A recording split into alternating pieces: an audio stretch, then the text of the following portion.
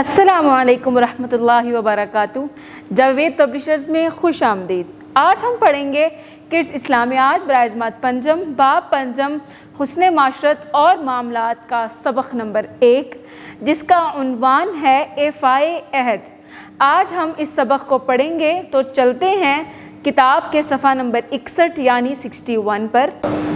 حاصلات تعلم۔ اس سبق کو پڑھنے کے بعد طلباء اس قابل ہو جائیں گے کہ وہ قرآن و سنت کی روشنی میں ایفائے عہد کا معنی اور مفہوم جان سکیں، ایفائے عہد کی اہمیت اور فضیلت سمجھ سکیں، حضرت محمد رسول اللہ خاتم النبیین صلی اللہ علیہ وآلہ آلہ وسلم کے اسوہ حسنہ اور صحابہ کرام رضی اللہ تعالیٰ عنہم اجمعین کی سیرت سے ایفائے عہد کی مثالیں جان سکیں، روزمرہ زندگی میں ایفائے عہد کی صفت کو اپنا سکیں، ایفائے عہد کے معاشرتی فوائد اور عہد شکنی کے نقصانات جان سکیں۔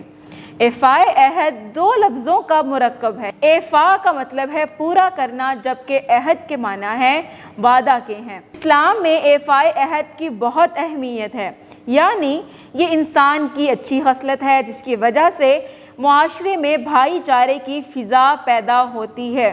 بھائی چارے کا مطلب ہے ایک دوسرے کو بھائی سمجھنا، محبت اور اخوت کا جذبہ ہونا۔ اللہ تعالیٰ کا فرمان ہے وَأَوْفُوا بِالْعَهْدِ إِنَّ الْعَهْدَ كَانَ مَسْئُولًا، جس کا ترجمہ ہے اور وعدہ پورا کیا کرو، بے شک وعدے کے بارے میں قیامت کے دن پوچھا جائے گا۔ حضور نبی اکرم صلی اللہ علیہ وآلہ وسلم نے وعدہ خلافی کو منافقت کی نشانی قرار دیتے ہوئے فرمایا، یعنی یہ کہا کہ جو شخص وعدہ خلافی کرے گا وہ منافق ہے۔ اور آپ کو پتہ ہے منافق کسے کہتے ہیں؟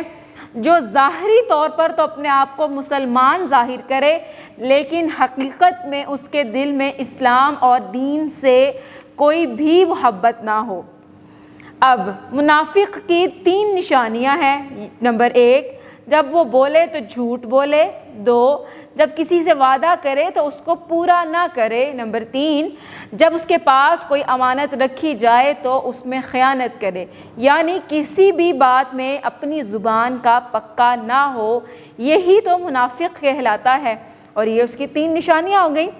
ایفائے عہد کی اہمیت کے بارے میں آپ صلی اللہ علیہ وآلہ آلہ وسلم کا ایک اور فرمان ہے، اس کا ایمان نہیں جس کے اندر امانت کی پاسداری نہیں، یعنی کہ امانت کو پورا کرنے کی وہ امانت کو پورا نہیں کرتا، یہ جذبہ اس کے اندر نہیں ہے، یہ اور اس کا دین نہیں جس کے اندر عہد کی پابندی کا احساس نہیں۔ جو عہد کو پورا نہیں کرتا اس کا کوئی دین ہی نہیں، جو امانت میں خیانت کرتا ہے اس کا کوئی ایمان ہی نہیں۔ یہ ہمارے نبی صلی اللہ علیہ وسلم کا فرمان ہے۔ ایفائے عہد صرف معاشرتی ذمہ داری ہی نہیں بلکہ اسلام میں اس کا مفہوم کافی وسیع ہے۔ اس میں اللہ تعالیٰ اور اس کے رسول نبی کریم صلی اللہ علیہ وآلہ آلہ وسلم کے ساتھ کیے گئے وعدوں کی پاسداری بھی شامل ہے۔ اس کے علاوہ غیر مسلموں کے ساتھ کیے گئے وعدوں کو پورا کرنے کا حکم بھی دیا گیا ہے، یعنی مسلمانوں کے ساتھ بھی وعدہ پورا کرنا اور اس کے ساتھ ساتھ کافروں کے ساتھ بھی وعدے کو پورا کرنا ہی ایفائے عہد کہلاتا ہے۔ اب ہم پڑھیں گے حیات طیبہ صلی اللہ علیہ وآلہ آلہ وسلم سے ایفائے عہد کی مثالیں۔ جنگ بدر پر، یعنی کہ آپ صلی اللہ علیہ وسلم نے اپنی زندگی میں کون کون سے موقع پر وعدوں کو پورا کیا تھا اور کس کے ساتھ اور کس طرح کے وعدوں کو پورا کیا تھا۔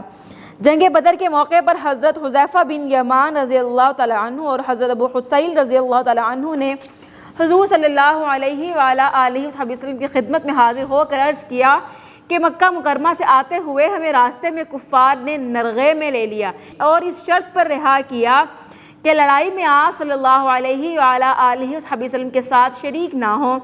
ہم نے مجبوری میں وہ وعدہ کر لیا، مگر ہم کفار کے خلاف جنگ میں ضرور شامل ہونا چاہتے ہیں۔ تو حضور صلی اللہ علیہ وآلہ آلہ وسلم نے فرمایا کہ اپنا وعدہ پورا کرو اور میدان جنگ سے واپس چلے جاؤ، یعنی ان کو وعدے کو پورا کرنے کے لیے کہا، اور یہ وعدہ کیا تھا کہ مسلمانوں کے ساتھ نہیں لڑنا۔ جب وعدہ کر لیا تو اس کو پورا ضرور کیا۔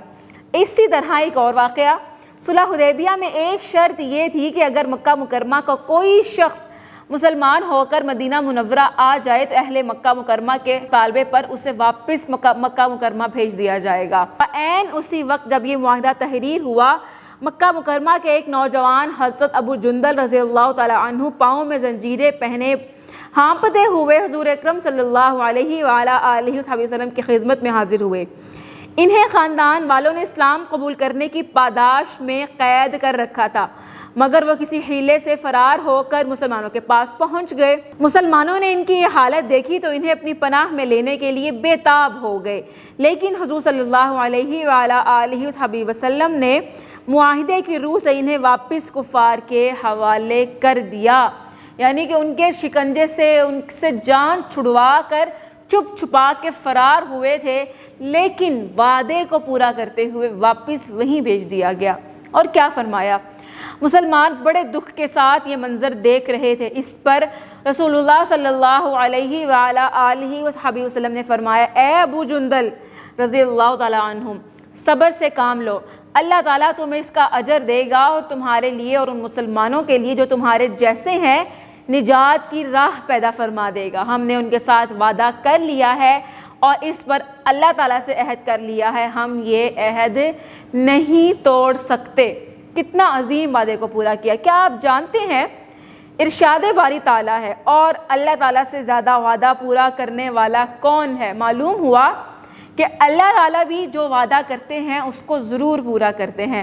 اللہ تعالیٰ نے قرآن مجید میں بیش بہا وعدے کیے ہیں، کس کے ساتھ؟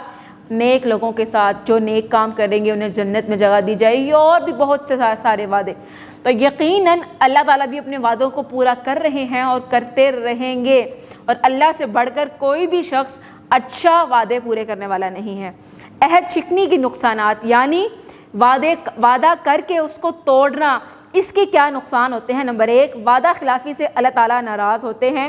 وعدہ خلافی ذلت اور رسوائی کا سبب بنتی ہے۔ نمبر 3، وعدہ خلافی ایک ناپسندیدہ عمل ہے، لوگ ایسے شخص پر اعتبار کرنا چھوڑ دیتے ہیں۔